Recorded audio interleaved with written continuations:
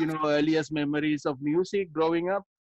Mm-hmm. For me, when we talk about music, it's already yoga for me because Mm, yoga is flowing, it's vibrating. So we're all energy and vibration. That's what music is, and for me, music is yoga. right. So there's no delineation except for how a normal person might see it. That no, yoga is this and that. I, as much as I want to pigeonhole things because we love genres and subgenres, it's all the same. Yeah, Right. but yeah.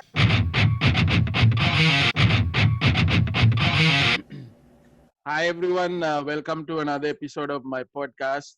We have a special guest today. He is a martial artist, a young master, the founder of Conscious Yoga, and a metalhead. We have JC DeLeon. Hi, JC. Hi, Channa. It's an honor to be here. Nice to see you, JC, after some time. Yeah, absolutely. It's very rare that we haven't seen each other because we always see each other physically in the mosh pit. Yeah. So I don't know. When did we first meet? In which show?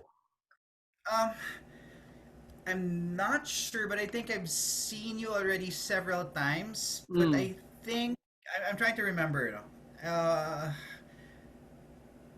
Chaos Legion's album launch Oh, penalty right, bar. right. That is Yeah, 2011, actually. Yeah, 2011. 2011. Yeah, Divine Sacred Order and the other bands there. Yes, Yeah, yes, yeah. yeah. Right, right, right. I So, remember now. yeah, yeah. That's the one. Legion. So there. Yeah. So, JC, Awesome. tell me a little bit about your childhood, JC. How growing up, and then, of course, we need to talk about yoga, but let's talk about Yeah, music first. So, your absolutely. earliest memories of music growing up. Hmm. For me, when we talk about music, it's already yoga for me because Mm, yoga is flowing, it's vibrating. So we're all energy and vibration. That's what music is, and for me, music is yoga. right, So there's no delineation except for how a normal person might see it. That no, yoga is this and that. I, as much as I want to pigeonhole things because we love genres and subgenres, it's all the same. Yeah, right. but yeah, sure. I'm 43 years old. No, 43 years young. I was born and raised in Manila. I studied in Colegio San Agustin Makati, and that's where I discovered metal. Right, I'm very thankful that I was raised by hippie parents. Hippie in the sense that it was their era right. from the late 60s, early 70s. So when I was born, my parents were fairly young because my mom got pregnant at 18. So my dad was just 5 years older than my mom. So they had a lot of records. Mm. And I actually have a couple of records I brought out just for this, just to show you the first records I ever heard Mm. through my dad. So I still have his records. He loves these so much. He didn't call it metal then. He called it acid rock. Right. Iron Butterflies Inagada da Vida. Wow. The original. I still have it. So there. And the song is so long, right? It takes one whole side. And for me, this gave birth to my love for anything doomy and dark. The Master of Reality album of my Reality. Black Sabbath. Right. yeah, with Children of the Grave and Sweet Leaf. So these were my first what do you call this? My first introductions as a child. So he loved Hendrix and everything. Uh, Growing up, I loved music so much because it was always playing in the house. And I was born in '77. It was the year of punk. Mm. But of course, you were too young then. When I grew up in the early '80s, it was already post-punk, synth-pop, and new wave. Right. And at the same time, I had my dad's records. So there was a lot of listening to The Cure, stuff like that. Spando Duran because they were the popular ones, and Tears for Fears, The Police. Right. that was my introduction to music. But I still remember the very first cassette tape I owned, which is Thriller, Michael Jackson. Wow. It was the bomb then. But I also remember the very first CD I ever bought because I couldn't afford to buy CDs then because grade school, high school, I had to not eat my lunch money just so that I could buy cassette tapes. At the time, a Yeah. cassette tape, 60 pesos, it became 70, 80, 90, all the way to 120 when I was already working. But the CD, I really saved up for it. It was Rain and Blood by Slayer. Wow. That was my first. Guess what, Chana? I also have my very first LP here with me. I still have it.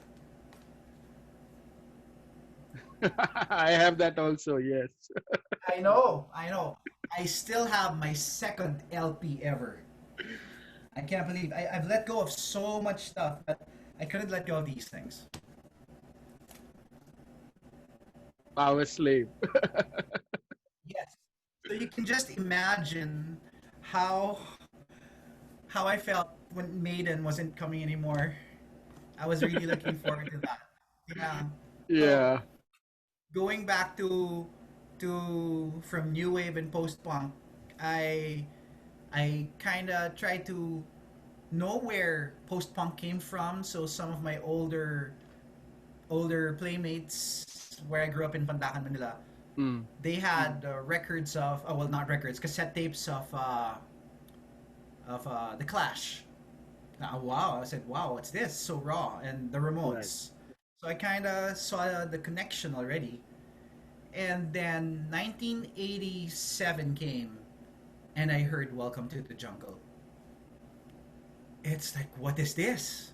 I was shocked. So I immediately went to my classmate played it. So after school, I went to the store, and there was only one Guns N' Roses cassette tape. There was no cassette tape with the song I was looking for, "Welcome to the Jungle." So it was Lies. So I bought it, Right. and I said, "This is amazing. They have a soft side." So what is this? Because I know of ACDC, I know of Van Halen, I know of the other bands from the 80s, but this was kind of raw that I Mm. kind of heard the Sex Pistols and everything. So I fell in love with Guns N' Roses, and everything that they did I followed. I had all the VHS tapes, all the T-shirts, and everything. Still listening to other forms of music, and I had a classmate when I was in fifth grade who said, "Ah, you should listen to this." So he actually lent me a cassette tape. And when I heard that, I never went back. Master of Puppets. That was my intro to thrash. Right. And if you will ask me what my genre is, growing up in the late 80s, early 90s, it's thrash metal. So I'm not Right. just talking about the big four, I'm talking about um, Testament, Exodus, Overkill, Death Angel, Ex Hoarder, Forbidden, Mm. Flotsam and Jetsam. Um, so many other bands that I just because I love the aggression, but I also love melody. So I love the fact that you can still sing something so heavy. Mm. Not to take away from death, grind, black, which I also appreciate, but thrash for me, you can sing and you can groove. That's why Pantera was born. But it's still so heavy that you could have this healing effect just listening to it, and yet you could still hum and sing along to it. Yeah. So that's my story. And then from thrash, I discovered, of course, the early Florida death metal scene. It led to hearing about grindcore and eventually the early black metal sounds of Hellhammer, Celtic Frost, King Diamond, and I also started to hear traditional metal, which changed names and it became power metal. And Mm. there's Halloween. I started listening to Dream Theater, and from there I said, "Wow, this is amazing." So it kind of sounded like Queensryche, but less of the glam, but more technical. And then Fate's Warning. So Mm. I was into everything. anything I could get my hands on, any cassette tape, I loved it all. I also like very basic dark blues like Danzig. And I'll be honest, when grunge came out, I felt a little sad because metal was dwindling. Mm, I did appreciate some bands there because I was into punk and hardcore as well. So when I heard Nirvana, I said, I think this is like a hardcore band, but more right. melodic hardcore sludgy band. So I said, wow, but they named it something else. It was the first time for me to hear grunge. And then when I heard Pearl Jam, I said, impressive. It's like a 70s metal band, but murkier. But they were like a classic rock band that's very different from Nirvana, and yet they call them grunge. And then I Yeah. heard Alice in Chains. I said, oh wow, so beautiful, very gloomy, very much like the Doors with a lot of distortion. And then I heard Soundgarden and I said, this is my grunge band. Yeah, because it was still very metal for me. Yeah, because even though they call grunge, grunge is more of like a era or category, right? It's not Yeah, really. yeah, yeah, yeah. Yeah, it's an era. It's also for how do I say this? It's also like a, a location scene, Mm, but had a certain sound that it branched out. That even Stone Temple Pilots became part of it, and there's also other bands. So yeah, I saw Pearl Jam and Mudhoney live here as well. So mm, right. So, what was were you listening to any of the local bands those days? Filipino yeah, bands? yeah, yeah, definitely. The local bands back then were of course the popular ones were of course the Dawn, After Image. I went to a lot of concerts, so I was in high school, but I used to go to concerts and even Club Dread in Timog and then eventually in Cubao. I used to go by myself because I was in first year, second year high school. A lot of my friends were not allowed, but my hippie parents were very liberated. So sure, go. I went on my own. I got to watch a lot of post punk bands like Ethnic Faces. There's also uh, how do I say this? Well, Intervoice back then was still part of the post punk scene before they Mm, became too pop like the mid as well.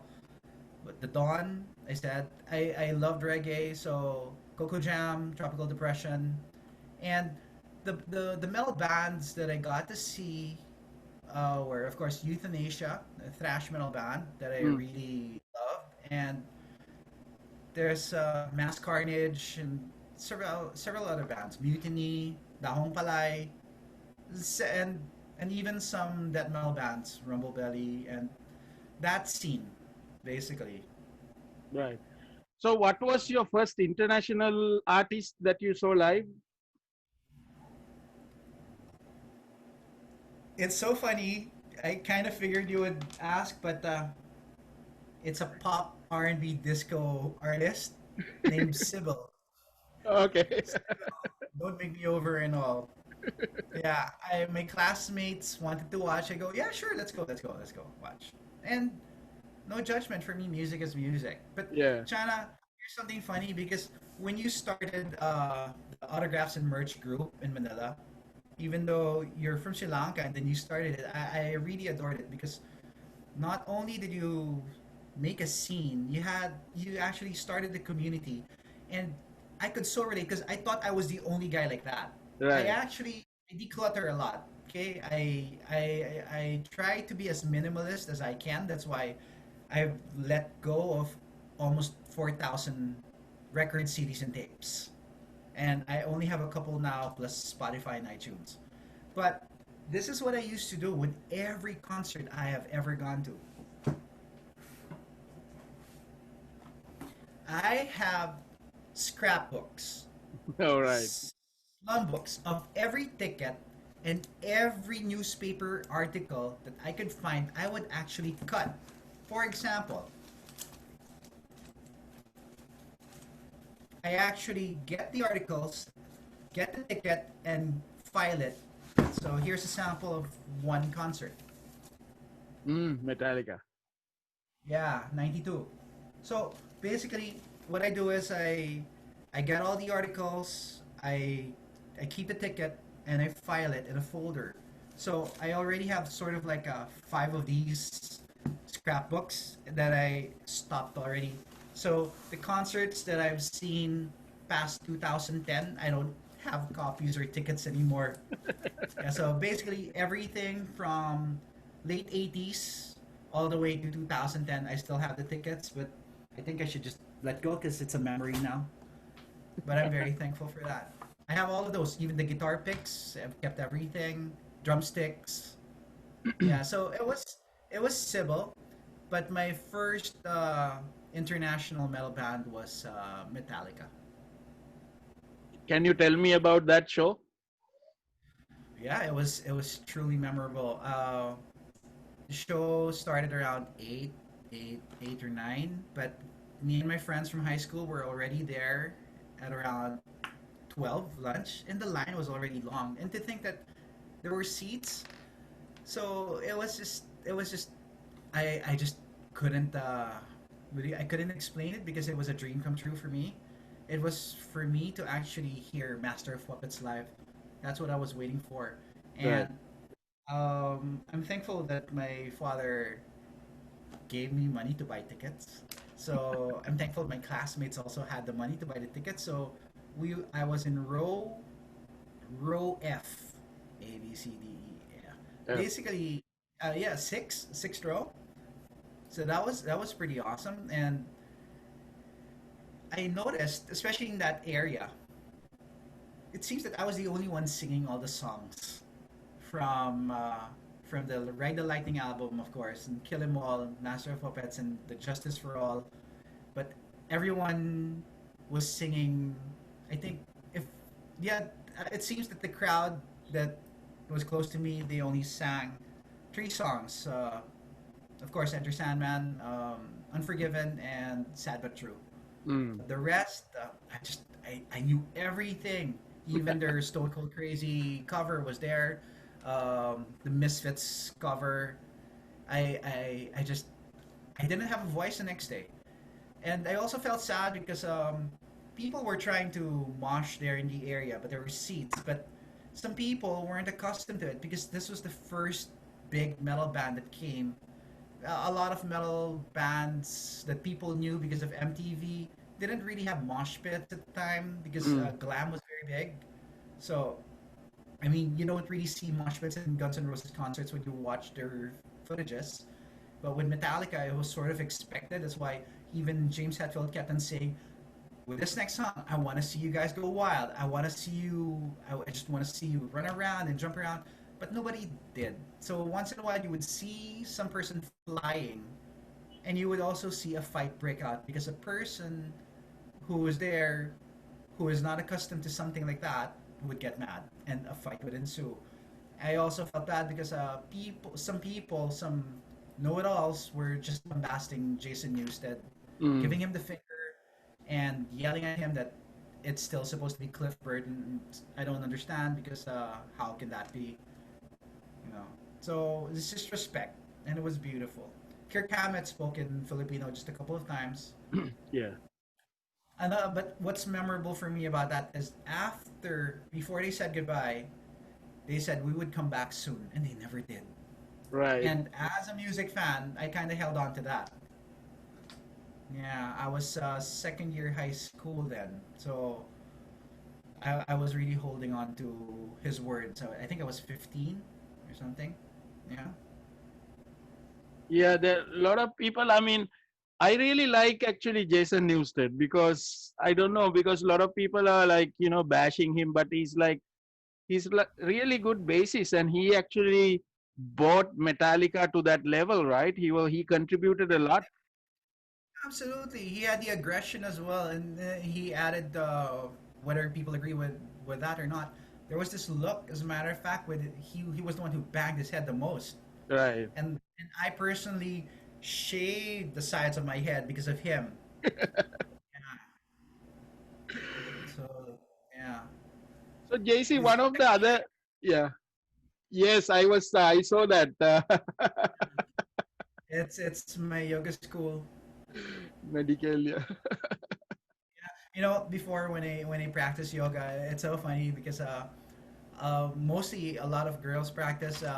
Normally, I'm just I'm the only guy, and sometimes there are a couple, but I always wear like the Slayer Eagle or a Countdown to Extinction shirt, Right. and sometimes they see me wearing an Anthrax shirt. So Yeah, being trash, loving that genre, uh, y- were you able to like, because there was this thing, right, that people are like, oh, I'm into Metallica, I'm into Megadeth, like there was this sort of a competition between the two yeah, fans, right? Were you yeah. middle of that? Because I believe, I mean, you probably love both of them, right? I love both of them, but if I were to choose one, I choose in terms of volume of number of songs that were really good.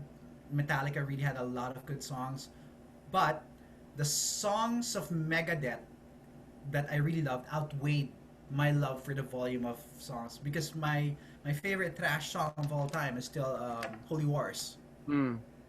As a matter of fact, um in high school until college, I had a band called Genocide, and we did write originals, but we never failed to cover Holy Wars.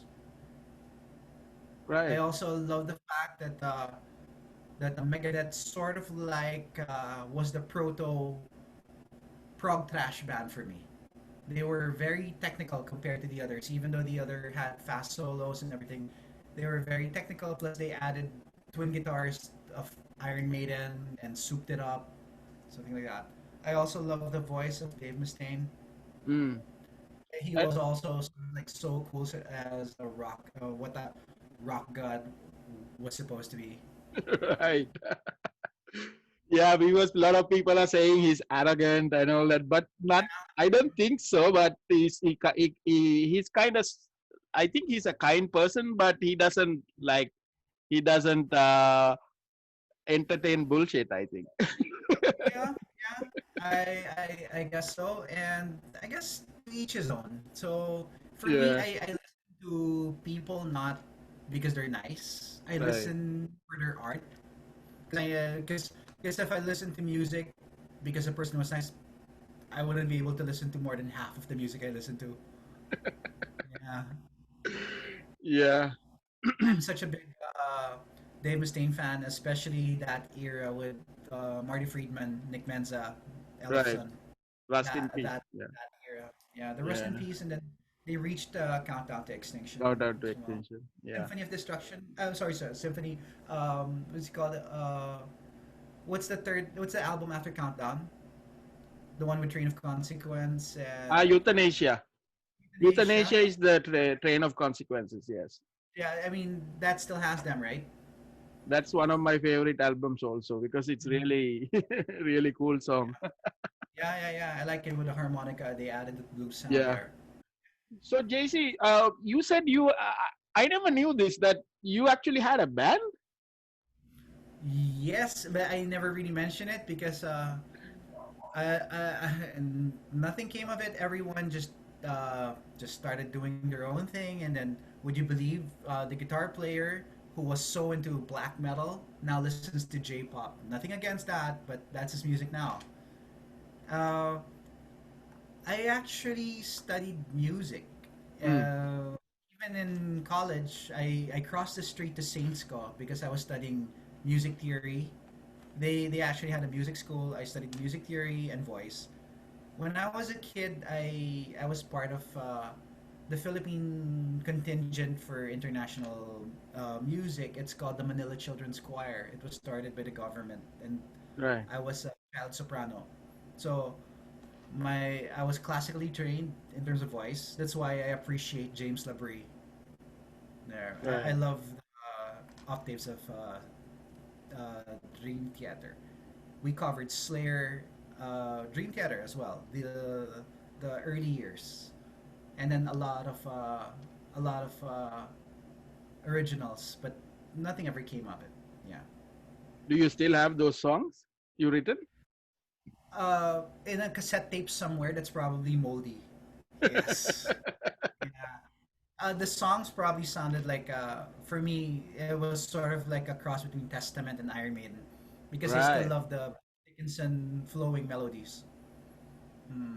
Wow. And at the time that we were writing songs, I was listening to a lot of Testament, uh, Low, the album Low. Right. Yeah, very heavy, very very heavy. Yeah. So JC, one of the other shows that you showed me the ticket is the one you went to see Beastie Boys, Rage, Yeah, and then Sonic Youth, right? no, Can you no, no. tell me about that gig? It was so Rage is a separate concert. Rage Against the Machine came here, Right. but I actually have the one that you're referring to here. So check it out.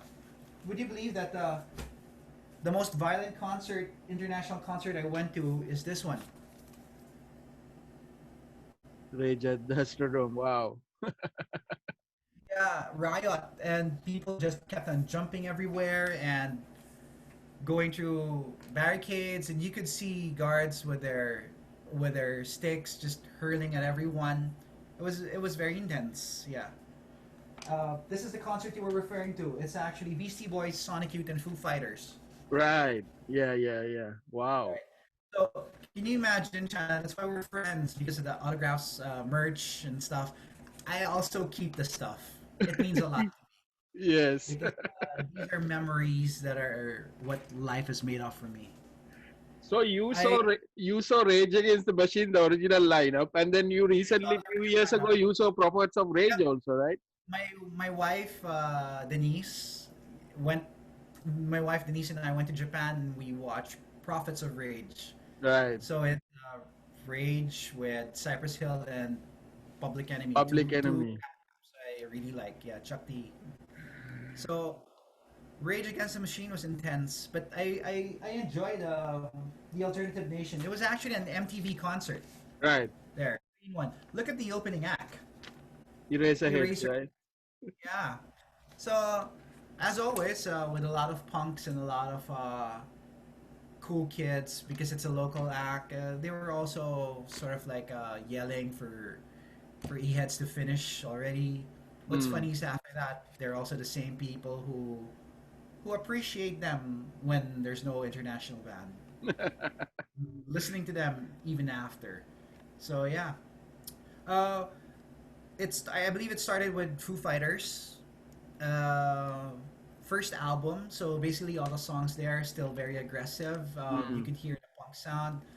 Plus, I know that Dave Grohl was a Slayer fan, and he's a hardcore kid. Sonic Youth came in next, and I'm a fan, so that was amazing. Excuse me. Beastie Boys was the bomb for me because I'm a fan. I'm a fan of Fight for Your Right. Right. License to Ill. You could see them wearing Slayer shirts and stuff. So I said, oh wow, these are my rappers. Right. And then you know that Rick Rubin comes with a Slayer shirt, right?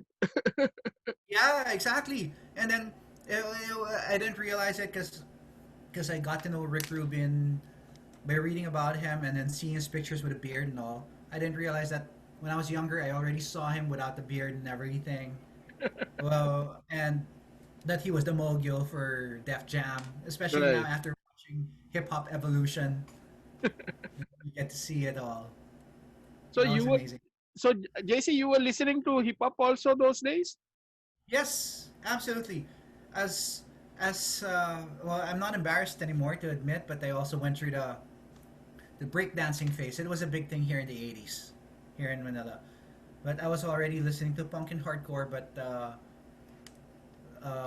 breakdancing was a sort of like a street thing also. So it was Mm. like, wow, cool, cool.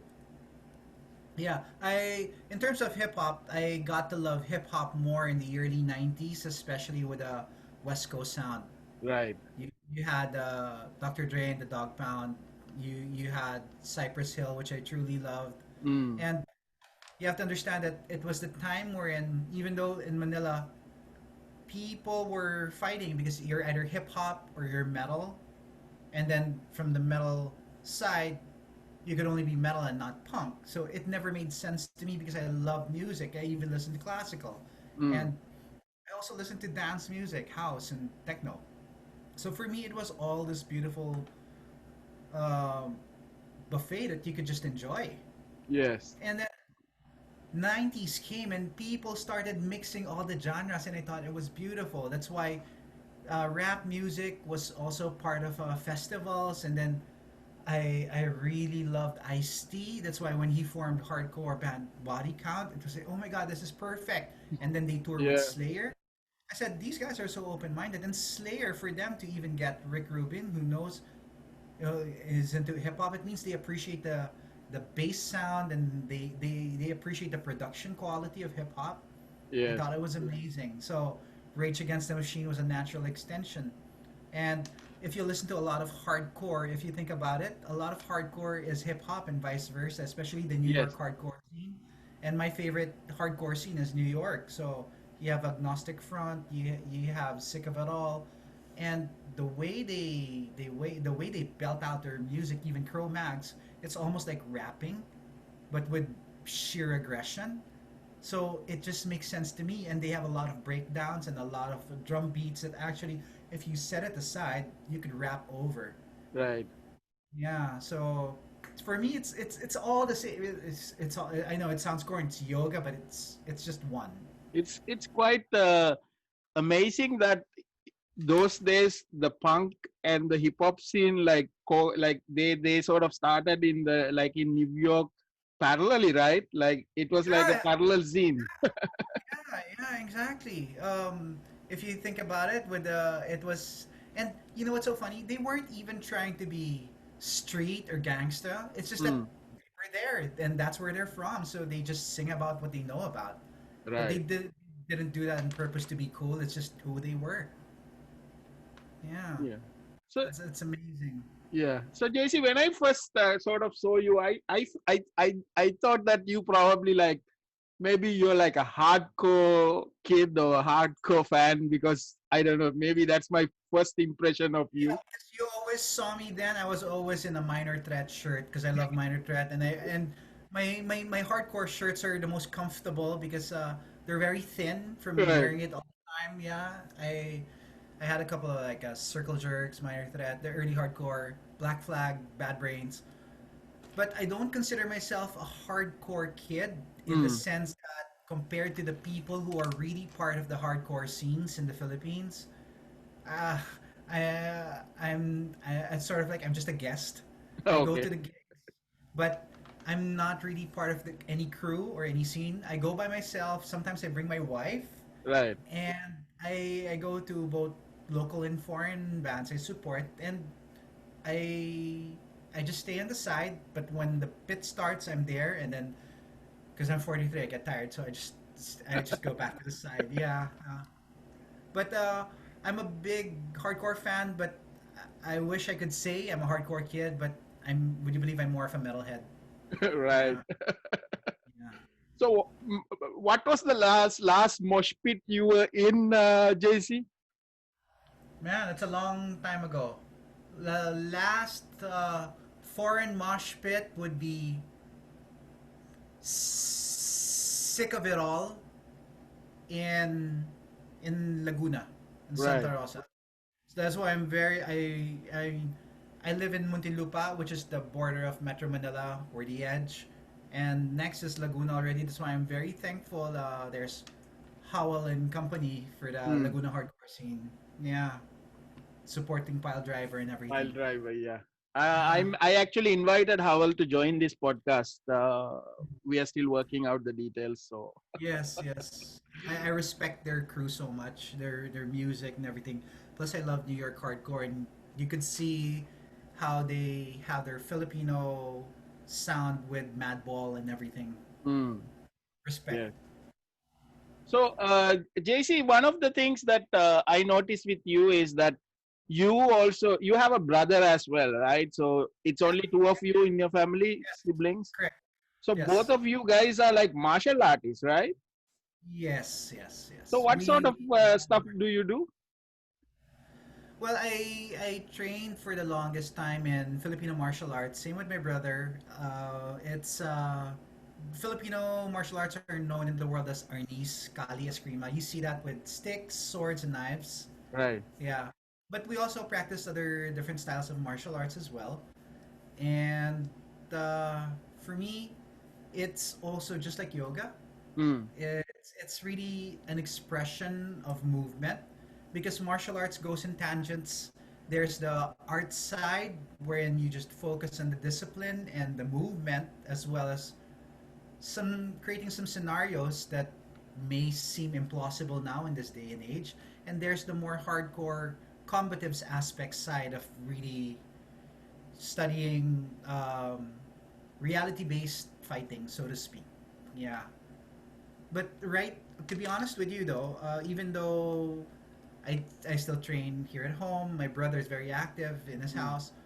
My brother Jason, by the way, he's also an instructor of a Filipino martial art called Sarian, street fighting. And even though we practice the combative styles, we appreciate the more traditional uniform based martial art that you see on TV. Basically, I love all martial arts. Yeah. It's just that I try not to talk about it as much. But here with you, you're my friend. Yeah. It's a personal thing. Yeah. Right. That I yeah. Were you a fan of Karate Kid when you were a child? I at my embarrassment now, I used to go out with a headband of Mr. Miyagi. And I remember some kids laughing at me for that, but I said I thought I was cool. They probably thought I was so uncool, but I loved it. In fact, I watched the YouTube series recently. Yeah, Well, Cobra Kai, right? yeah, And, and then I think they're coming to Netflix, the season 3, right? I'm excited for that. I'm excited. I grew up I grew up watching all the ninja movies. I thought I was going to be a ninja when I grew up. So apparently it's not a thing. So yeah. Right. So, JC, well, can you tell me how did you get interested of yoga? Yeah, it's ironic. People always ask me when I started, but the truth is, I don't remember the exact year because my Right, father was a martial artist. My mother was a yogi, as in hardcore, as in she's the type who would wake up at 4 in the morning and sit in a lotus position and meditate for an hour. So I grew up into it. I I I used to see it as a toddler. She was showing me these different poses, even though she wasn't really into the physical side of yoga. She was more into meditation, like what you do. right. And every time I was a hyperactive kid, she would just sit me down next to her, and she would just ask me to close my eyes and breathe. And of course, I would fidget. And then as I grew older, I got the hang of it. So what people don't realize is my yoga practice is meditation. Mm. It's not just doing all those headstands or yoga poses, but it's really sitting down, finding stillness. That's my yoga. And if I were to give a date or maybe an age, I got clarity of what my mother was doing at around 10 because that's when I became consistent with her. Right, Sitting either in the morning or at night next to her for 30 minutes to 1 hour. And for me to be able to sit for 30 minutes at that age was already a big feat. Yeah. So I was very young then. And then I got into physical yoga later on because a martial arts uh, practitioner friend of mine said, "You should try this yoga." I said, "I do yoga." mm. And then he asked me, "Okay, show me." So what's there to show? I just sit down and close my eyes. And then he was perplexed. No, no, no, not that. Then he started showing me these poses.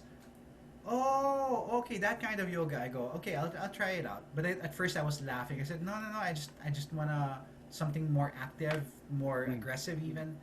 And then I attended my first formal yoga class in a yoga studio, and I couldn't breathe and I couldn't do anything that everyone was doing, and they were all mothers. And it humbled me, and I kept going back. So I fell in love with another aspect of the practice, and I told my mom about it. Uh, I said, ah, I thought you were showing me yoga. Yes, it's yoga, but how come my friend was showing me this kind? No, it's all yoga. It's just that a different aspect and everything. So Right. later on, I did my research, and she gave me all her books, and I read it, and it was, oh, okay, it's a whole big thing. It's like saying thrash metal is the only metal genre when it turns out it's a whole world out there. Yeah. So those styles, how did you? What was like? You were looking for different. How did you settle on a certain yoga style? Because at the time it was only Ashtanga Vinyasa Yoga, the set sequence that was prevalent here in Manila. So I kept on going to that class, and then eventually other styles were starting to be introduced in the Philippines. I tried it all, Mm, but the style that I really fell in love with was Yin Yoga, the one that you do, wherein you hold the poses for a long period of time. People used to hold it for 3 to 5 minutes. I just hold it for 1 to 3 minutes now. It's more of myofascial release, and for me, I find it the most meditative because you actually hold the poses or sustain it for a long time. mm. So I get to practice my mother's yoga of meditation along with the physical style of it, and that's what I certify people in as well. Yeah. Yeah. So what I notice with your your style of yoga, the way you do it is, I feel that it's more compassionate. Like it's more focused on compassion towards yourself, and then it's not like just you just trying out. You want to just try out that pose and you want to strive with that, but more of like listening to your body and then being compassionate, right? Thank you for saying that. Exactly. I just want people to be able to do what they would want. I Right. would never be the drill instructor who would force them to reach whatever the body cannot reach at the moment, or to practically torture you. No way. For me, the mere fact that you're even there, it means you already want to be a better person just by sitting still, especially in this pandemic. Finding that grounding, finding that anchor makes a big difference already. And just to sit down and to breathe is okay. And then if you want to try to reach your shins or your toes, great. If not, then respect. Hmm. So JC, when did you sort of became a yoga teacher first, like got your first certification for yoga? Oh, that's so funny because I never tell everyone, but my first yoga certificate was 1990. Wow. Meditation. Yeah, and then I have several others. And back then, certifications were not popular. I did several trainings as well that my mother took me in. And I go, I don't want to do this. I want to play basketball. I want to play football. No, no, you do this. You do this. So, you're practicing all your martial arts. I want you to find this healing side.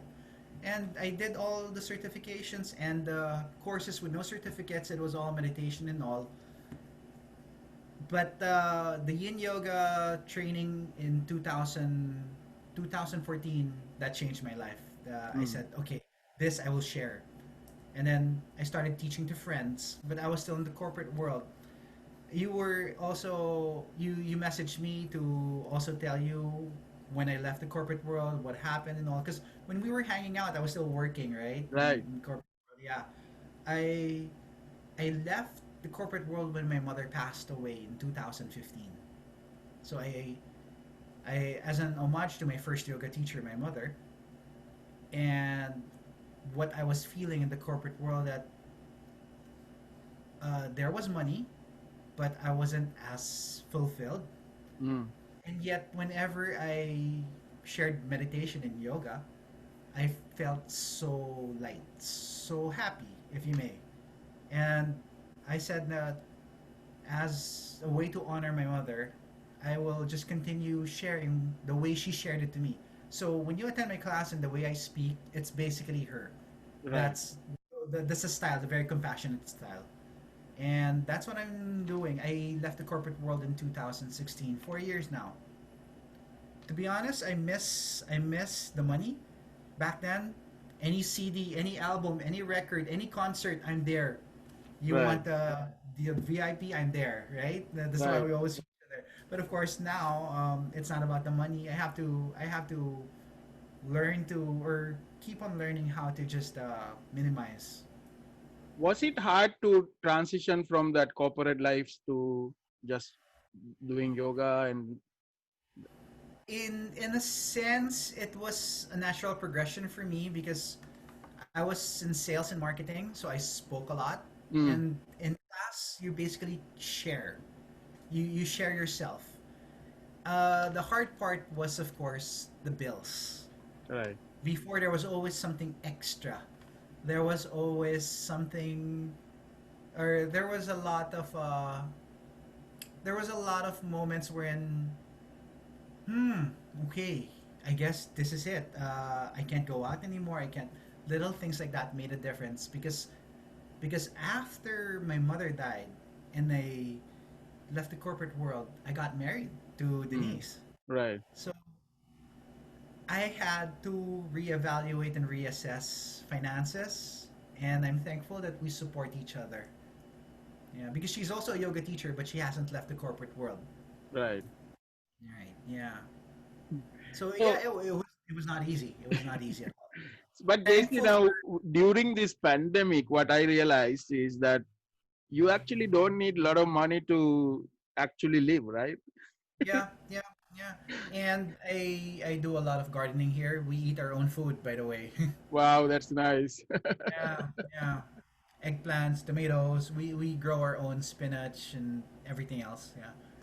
I But of think course, I we still go out yeah. and I mean, actually, if you describe wealth, I think that is the wealth, right? You grow your own food. Like Yeah, that's yeah, yeah. actually when you say you're wealthy, I think farmers are the people who are actually wealthy because they people generate the food, right? I agree. I agree. Uh, it's just that because of globalization, media, the internet, people start to see all these amazing things that if they had the money, they think they should own or Right. they should. Yeah, yeah. Like I'll be honest, I recently purchased something online also. Even though I know I need to put the money aside, I still bought the Voltes 5 because it just came out, the minifigure. I actually purchased it. It took me a while to say yes to myself. But I said I never had this when I was a kid and I always wanted one. It was very expensive. Okay, it's now or never. Yeah. But Yeah. what happened to me, JC, is that 2018, I worked for that company like over a decade, and then Yeah. I thought of actually leaving that company, and I took a break a couple of months.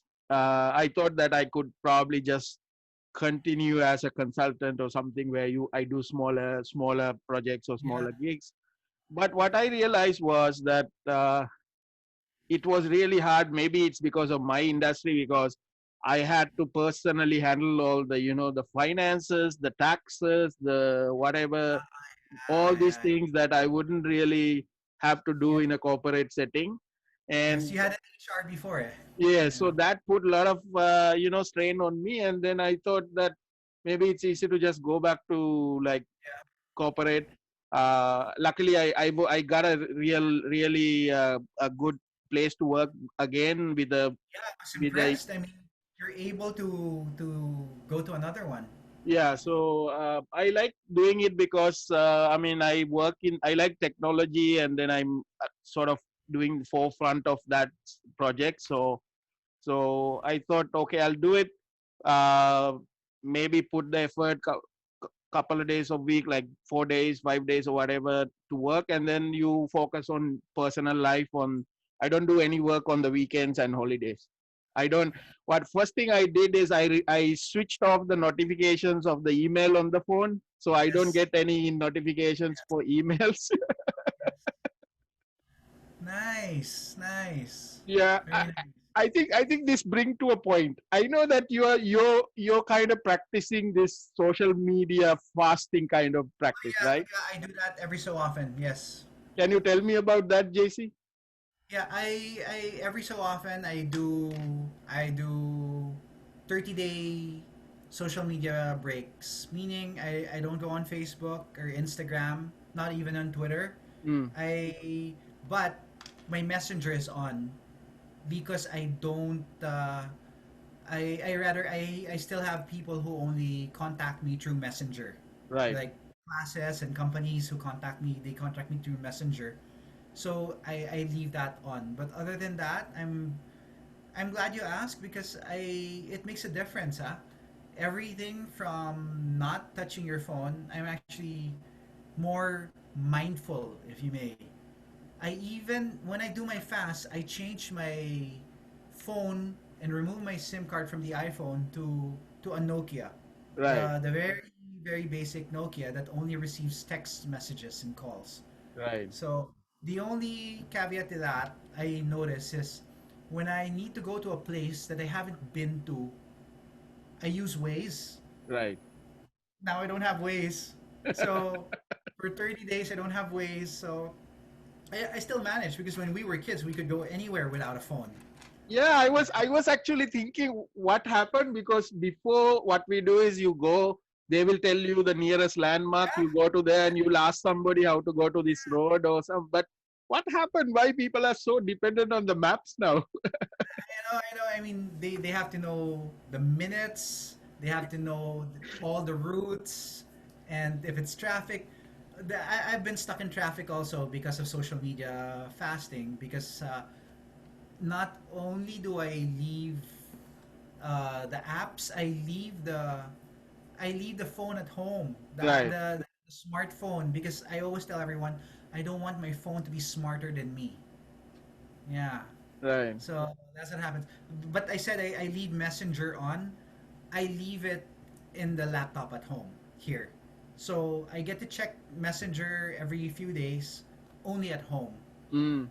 Yeah, but then I haven't done it in a while. I need to do it again. It's just that now and during the pandemic, it's I also go through social media to find out what's happening in the pulse of the world. Right. We're not out there. So, what's your take on this? Because one thing with the social media is so much negativity in social Mm, media, right? I agree. So, it's I think a lot of cases I stopped actually engaging with anybody actually on a topic about very controversial topic. Rather, I should keep my opinions to myself rather than talking to anybody. It's Yeah, very negative, right? very negative. Exactly, very negative, and it's counterproductive, Right. right? And some people actually just fight with others for the sake of fighting. It Right. seems that they even enjoy it. So I don't want to give my head space to them.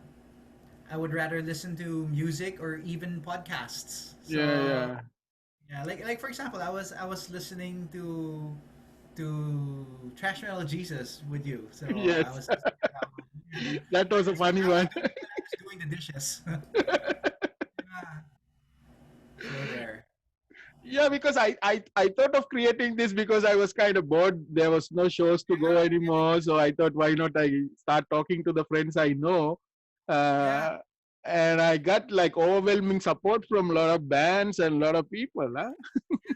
Impressive. You got Bastardizer. You got all these foreign bands as well. Yeah, I wouldn't be surprised if Lars Ulrich started joining your podcast and all. I Yeah, don't know because if Lars will join. we can always aspire. So actually, that's one thing about you, Chana. Ever since I met you, you've been very proactive. You know, there's something that you influenced me on that you never knew. Mm. I actually bought my folding bike because of you. Yeah, yeah, I know. I knew that. Yeah, Ah, okay. I think you showed me your Mars Kingdom bike and said, "Wow, so pretty." You know, I'll remember I saw you in the park, and next thing you know, I saved up a little, and then I bought an SUV, the style right. for the Dahon SUV. Yeah, Yeah, actually, I sort of because previously I started biking more of for exercise type. That was my ah, first intention, and then it moved from exercise to like just discovering, going places. yeah, I went to like long ride just to see places and all that, and then I started commuting to work. I mean, riding the bike to work. Now I actually, JC, I have sort of graduated from that. I actually walk to a lot of yeah. places. So Wow. I actually walk like after work from Ortigas to home. I actually walk. Was there ever a time that you walk and Now you I can do that. That is about 7 or 8 kilometers. It takes like 1 hour, 30 minutes or 25 minutes, something like that.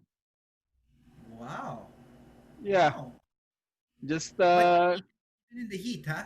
Even in the heat. no, that's why I do it in the evening when I'm going back. So I I see. normally leave around Got like 5 or 6 or whatever. So that time, Yeah. and now actually because of the pandemic, there's no proper public transport anyway. So I walking is the best. Just carrying all the groceries and stuff. So I do that. Yes. Yes. Yes. I got it. Yeah. I got it. Wow. But was there ever a time when you were walking that you felt oh no, I'm so tired today, or this is a long walk today? Did you ever experience those things? No, I'm so. It's like this. What I do is I do these virtual challenges. There's these virtual runs or virtual challenges. So I got one of. I have a friend called Carlito who is. He got me into these things. So to do the running and walking. So I started with virtual runs, and then I started actually joining the actual runs. But I actually walk. I don't run. I do like Uh, 5K, 10K. I just walk, and most of the races, I'm always the last person to finish the race. wow. No, But but I you still finished do. nonetheless. Yes, I Yeah. finished. I finished last year. I did. I think around 100 races. I think. That's a lot. Yeah, because I do every Sunday. Every Sunday, every race I do, and then in between the week I do the virtual runs, and Yes. so I did. I think around like 100 probably last year. Wow. The virtual runs, because even if you're just walking to the office, that already counts Yes, as it the counts. virtual Yeah. run. Nice, Yeah, so nice. it can be like 100 per month or 200 per month or whatever. So normally I can do 200 per month actually. Wow, wow. Yeah. Do, do you need to have an app on for the virtual run to log that? Yeah, I use, the app, right? Strava. Strava, yeah, Yeah, yeah. so I use the Strava app. Yeah. Got it. Or you can use a watch. I think if you have a watch like a Yes, Garmin or something, you can watch. yes. Got it, Yeah. got it. So, Nice. so JC, can you tell me about your conscious yoga and the one that you're showing, medical? Oh, What are yeah, yeah. those? So, I founded Conscious Spirit Yoga, but I put letter K on conscious because one, I'm Filipino. Plus Hmm. K is also a very sacred letter. In fact, Krishna starts with the letter K. Right. Now, conscious means aware, and spirit because well, I'm speaking for myself and for the world that we're all spirits, and what a lot of people adhere to is materialism and physicality, that they focus on the external. But my yoga is always going internal, Hmm. going within myself. That's why I try to find the stillness. So I try to be as conscious or as aware as I can be as a spirit, appreciating the body that I have and the physical world. So it's conscious spirit yoga. Yoga means connection. So I call my classes Conscious Spirit Yoga because if you've attended a lot of my classes, it's always a lot of meditation, Hmm. and the movements are just sort of a part of it, as opposed to other styles where their focus is really the movements. Mine's the meditation, and there's just some movements. So I call my classes Conscious Spirit Yoga, and then my style of Yin Yoga, which I certify people in, is Conscious Yin because it's the Yin Yoga that's aware of your spirituality as opposed to just physical. Conscious Spirit Yoga is also, you can say, my brand, just like Channa Channa Channa. Hmm. Uh, it's my brand, so companies who call me know, oh, let's call Conscious Spirit Yoga. So I do corporate yoga for them and even Right. for institutions. And when I teach in communities, even in depressed areas where there's no yoga, I introduce myself, the company, as Conscious Spirit Yoga. And then I present myself by teaching. But on the other hand, I also have Medicale Yoga Institute, which is a yoga school that certifies people to become yoga teachers. Right. So, uh, I am the co-director with this one because I have a partner. She's a physical therapist and a yoga teacher also, via Oligario. And what we do is we share the scientific side of yoga. She's a medical professional, and I'm more into the meditation and spirituality. So we combine the two.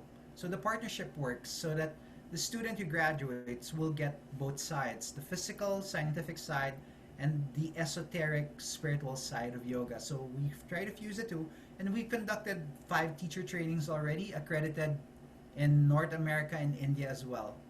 Right. So Yeah, I actually listened to the you guys, you and your the partner, you had a podcast, right? in I Grit was and Gra- listening to Grit that and Gra- recently. we were guests. Yeah, we were Yes, yeah. guests.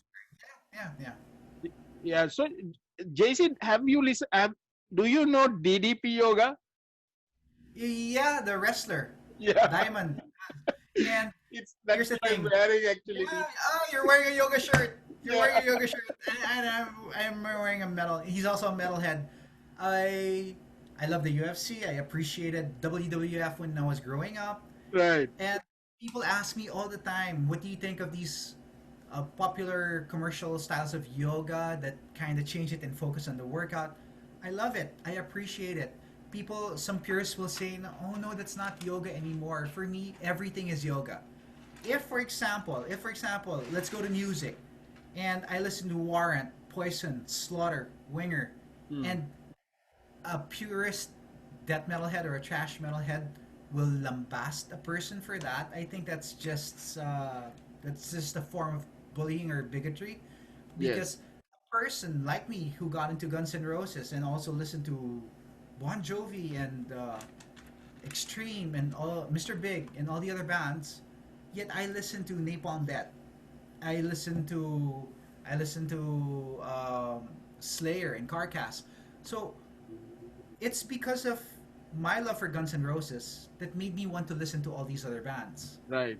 Same with DDP. For someone who does their style of yoga, and you can see on YouTube how he's changed lives, I think that's beautiful. Yeah. And if that person, because of DDP yoga, wants to try meditation, then it's DDP's fault. Thanks to DDP, this person now goes to a meditation class. Right. And if this person wants to become a yoga teacher and tries other styles of yoga, thanks to DDP.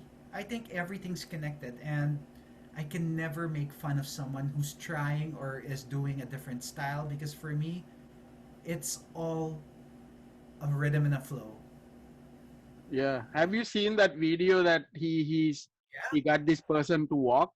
He was not Yes, able he to was walk when he started, right? walk but run and jump. Yeah. Yeah, he was this army veteran from the states who Right. got injured from jumping off planes, paratrooper, and then he couldn't even reach his knees. Yeah.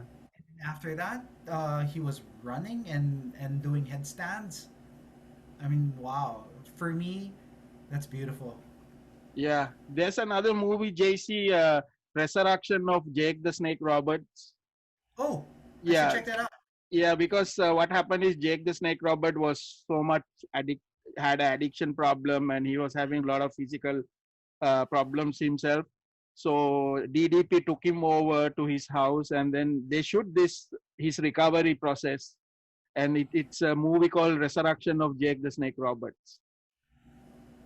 When was this released? I think probably about 2 years ago, maybe. Oh, okay, okay. That's my next to watch. Yeah, you should watch that because it's Jake the Snake Robert and Razor Ramon, who's the other guy. So they were actually having a lot of these problems, and they show the struggle of addiction. How they got over it, and it's really amazing. Now Jake the Snake Roberts is part of AEW. He's one of the managers of AEW. That's amazing.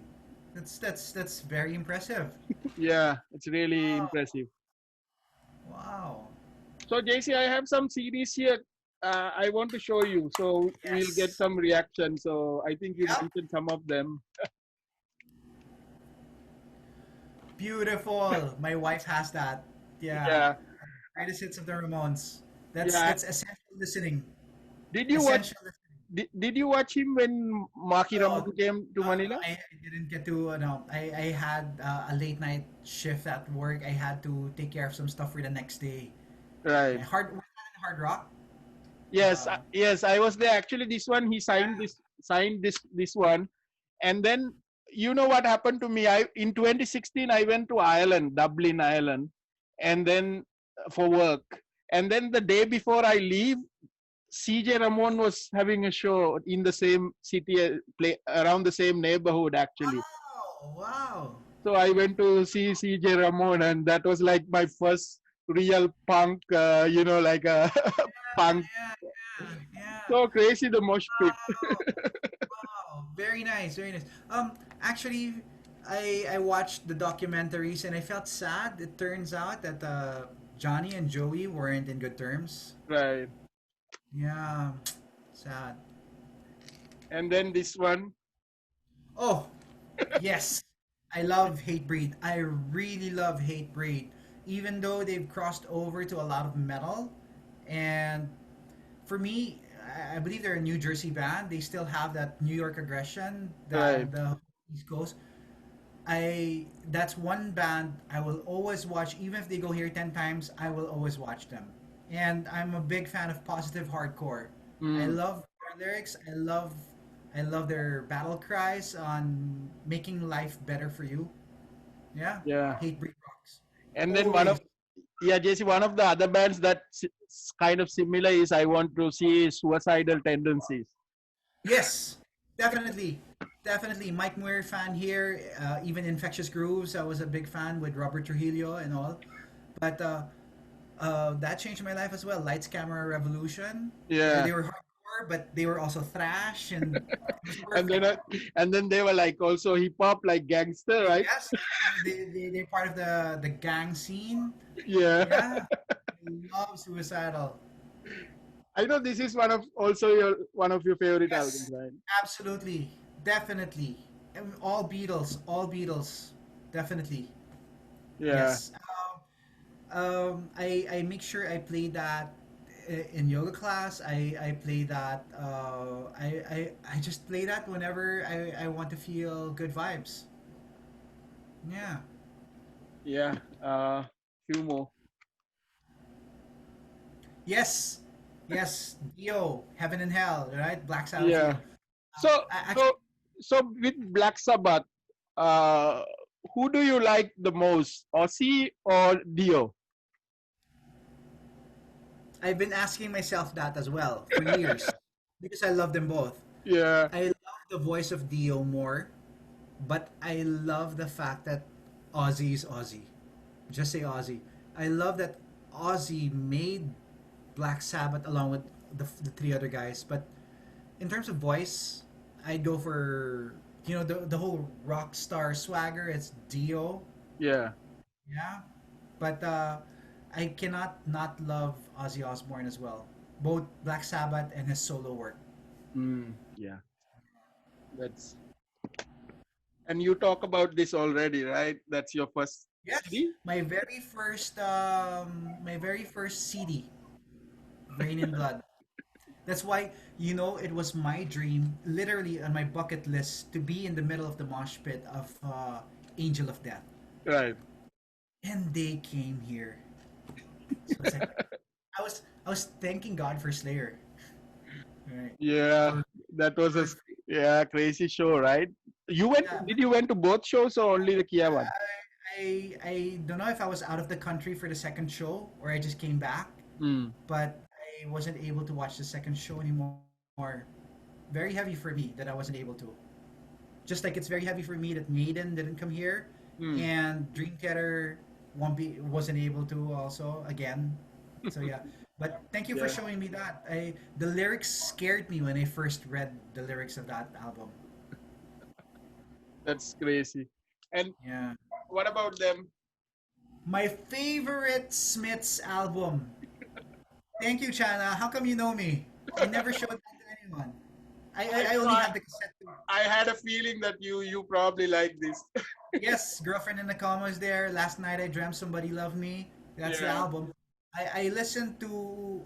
I wore out two post punk albums in high school: The Cure's Wish and The Smiths' Strange Ways Here We Come.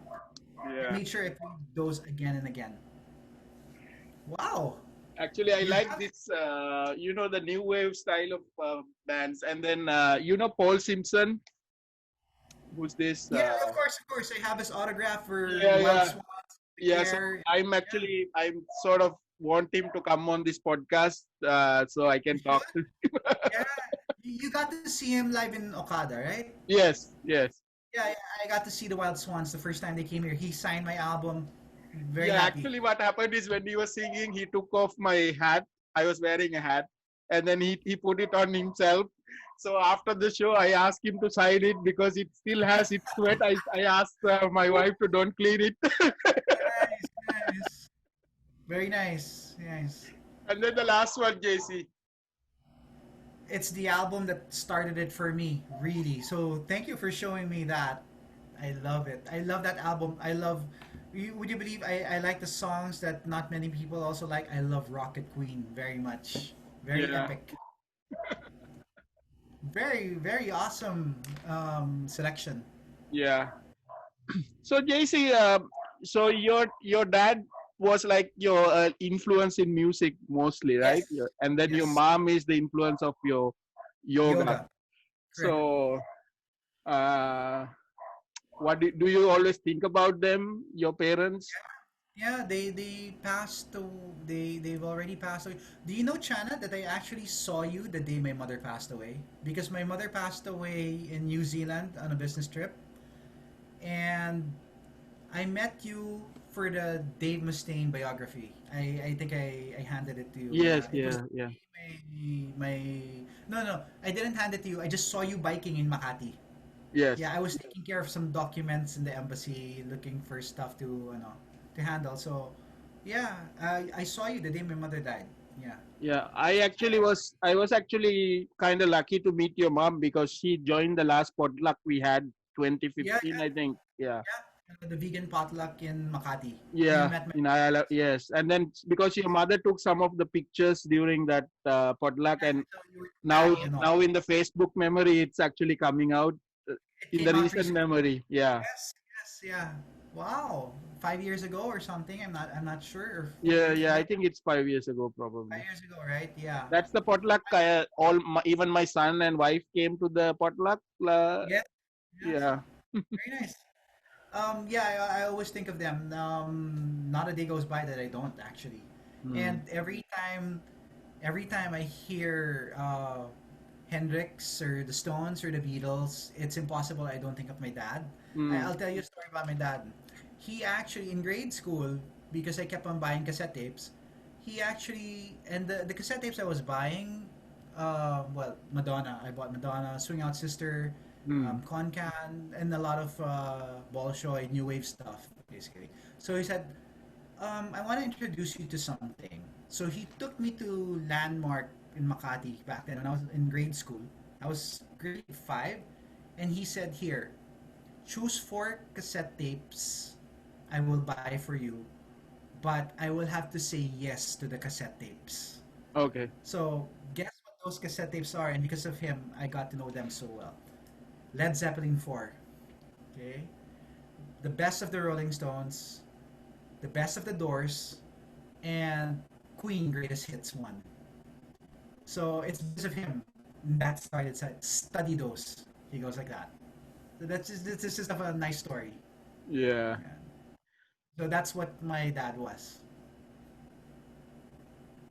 Yeah. Very nice. Actually, when you talk about your dad, I kind of remembered my dad. So Oh wow, nice, nice. because Was my your dad no my music or? huh?